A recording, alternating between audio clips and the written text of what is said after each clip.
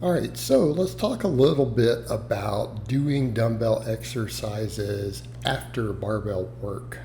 This is something I do on certain lifts from time to time in my own training if I have a muscle I really want to bring up. Uh, it's something I also program for clients because keep in mind, barbells will always be our primary. I'm a strength coach. I'm a power lifter. Accordingly, I tend to be biased in that regard. I do a lot of barbell programming even for my non-power lifter clients. However, that's only the foundation of our training, meaning that's only really at the end of the day sometimes a very small part of our training. Okay, because we may not do a lot of work on there. We're just going to use it as our base building, right? They're going to be our basic exercises. With a few exceptions, occasionally I get a client who might not do one of them. But that's relatively rare, but it does happen. So accordingly, I tend to use them. But the topic comes up of dumbbells and hypertrophy, and I don't like dumbbells as a primary hypertrophy tool. I just don't. I think in many cases barbells bring more to the table for overall development. However, it does not mean that I am not a massive fan of dumbbells, okay? Because at the end of the day, we have more than one tool in our toolbox, right? And if a hammer is the only tool that you use before long, everything starts to look like a nail. It's a figure of speech, and I think it holds true here. And I tend to think of the barbell. The barbell really is a hammer. It's a hammer, and it knocks nails flat. It's a big, heavy hammer. Sometimes we need a little more finesse. So a perfect example, these are 3 sets that were all done in the same workout on the same day.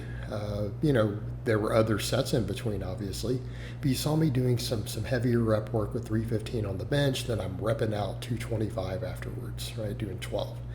And then I've got these dumbbells. So what is the point of finishing up with a dumbbell? Okay, dumbbells bring something a little different to the table. Barbell, bench press is undisputed. This is verifiable with the research. One of the best pec and front delt builders, period. If you know how to perform it correctly.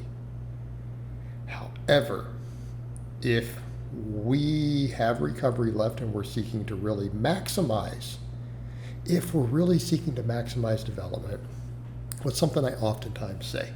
What's the best exercise for any muscle group?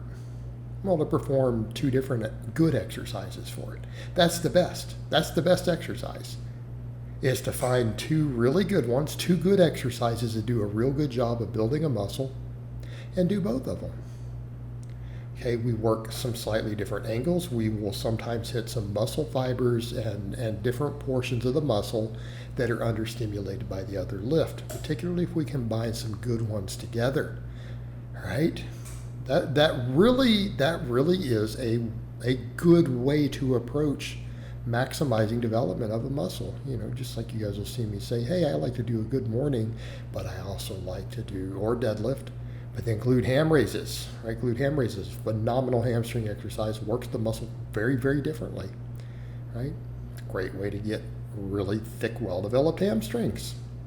Right? Do your deadlift or your good morning, and do some glute ham raises afterwards. Okay? Well, the same thing holds true with a lot of muscles, like you guys see me row with barbells and dumbbells in the same session, but we're using chest as an example. So what's the benefits? What does the dumbbell bring to the table? Well, I don't believe in doing really heavy dumbbell work for the most part. I would rarely go under 10 reps for a dumbbell. Why? Because that's what barbells are for, big, heavy movements. And we can still do higher reps, but where do dumbbells shine? Dumbbells shine as a finesse movement. They really do. That's really where they shine. And people are like, well, I like to do whatever heavy 6s. Well, you'd be better off using a barbell. To be honest with you, because it's really hard to stabilize that with dumbbells or a little looser, you would be better off just using a barbell. You really would. You would. Just use a barbell. All right, the dumbbell. The free movement, we can get deeper ranges of motion. That's one big example. There's no bar stopping us. Okay, that is the biggest limitation of the barbell bench press as far as pectoral development, is that your rib cage gets in the way. Maybe you could get a little more deeper stretch at the bottom, a little more lengthened position. Still, it's a big, heavy hammer, though, that really hits those pecs. But what if we want to get that little extra lengthened position? That stretch position is worth a lot for hypertrophy. When we look at studies, it's that stretch. That stretch is really where a lot of the magic happens.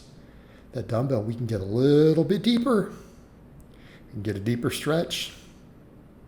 That's a big part of what it brings to the table. All right, you get that deeper stretch. Get that last little bit of lengthened position. Also, how does that carry over maybe to your benching? What if you're a little slow off the chest? I don't know, training that stretch reflex, right? How about the fact that it's a little looser in the range of motion, a little harder to stabilize? Well, it's not that it builds more stabilizers, because what are the stabilizers? What's the biggest stabilizer you can think of immediately that comes to mind? Dynamic stabilizer on the dumbbell bench, your biceps. Well, nobody's building massive biceps on the dumbbell bench. You should probably do some sort of curl for that. I'm just going to throw that out there. Your biceps are really lagging. I don't know that the dumbbell bench is the key to building them. I think a curl might be a better idea. Okay? It's not building your stabilizers. The bar path changes more. We really only can drift up or down with the barbell, right? The bar path can only go proximal or distal. There's no lateral shifting. As far as stabilizing with the dumbbells, they can go all directions. All right, so what tends to happen? You will flare your elbows as you get fatigued. You will flare your elbows more or less depending upon where you're strongest and weakest. With the barbell, there may be a slight bias towards pecs or front delts. And when one of them fails, you're done. With the dumbbell, the amount of elbow flare will be based upon which muscle is fatiguing quicker. The stronger one will probably be able to take over and get you maybe 1 to 2 more reps with the dumbbell when the weakest muscle in the chain has probably reached failure. Okay, so if we're trying to ensure balanced development, dumbbells bring a lot to the table there too.